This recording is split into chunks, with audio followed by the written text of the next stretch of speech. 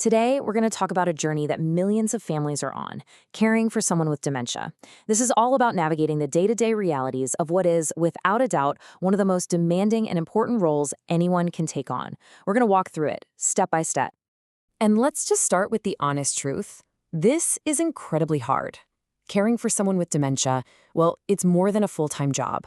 It takes a huge amount of emotional and physical energy. So if this is you, you're on a path that asks for deep strength and resilience every single day.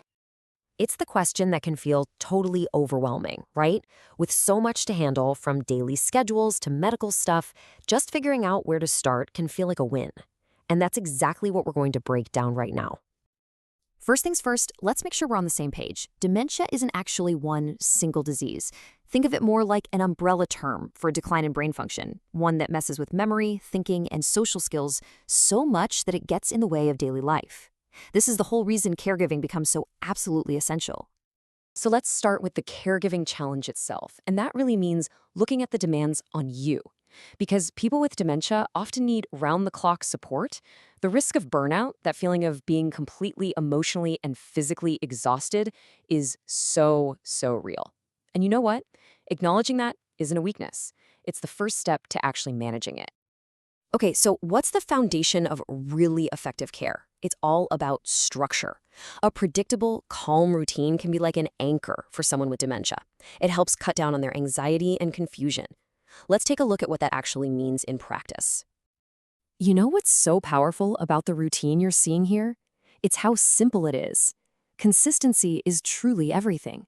Having set times for waking up, for personal care, for meals, it creates a rhythm they can count on. It takes the stress of what's next out of their day and gives them a real sense of safety. And hey, for you, the caregiver, this structure can also create some predictable breaks, which is huge. Now, within that routine, managing stress is key. This means you kind of have to become a detective, learning what triggers agitation and what helps soothe them. Is the TV just too loud? Is a certain task too complicated? The goal here is to get ahead of it. But if things do get tense, redirection is your absolute best friend. Seriously, just suggesting a walk or starting a different activity can completely shift the energy in the room.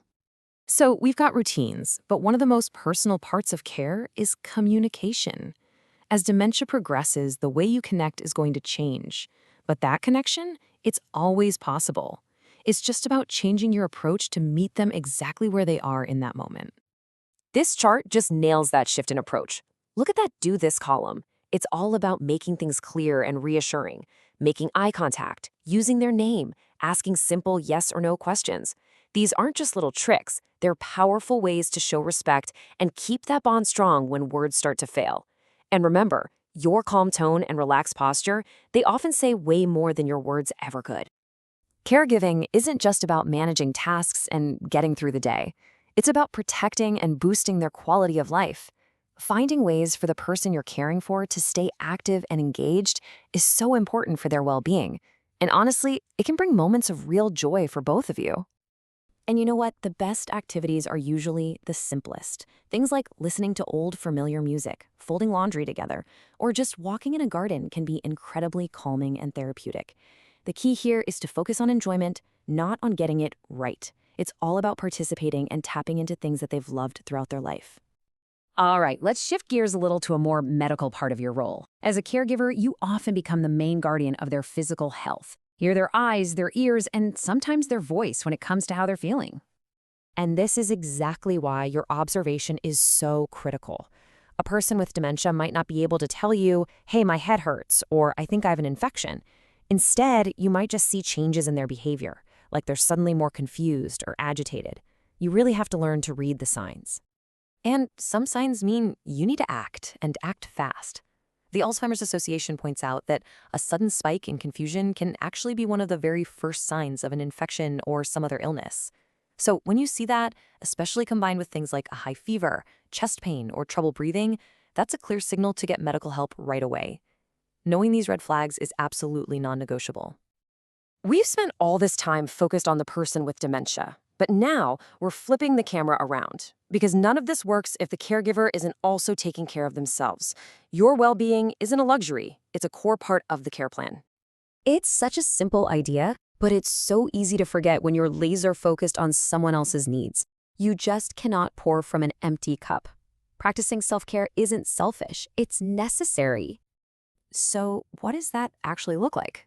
Well, it looks like the basics: eating good food, getting some exercise, and connecting with friends. But it also means actively looking for support, whether that's a formal support group or talking to a counselor. These are your lifelines. Building this toolkit for yourself is what helps you manage the stress and keep going for the long haul.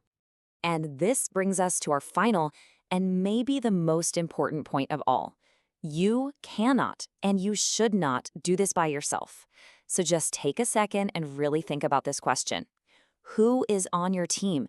Who can you call when you need help? Building that support system is one of the most critical things you can do for the person you love and for you.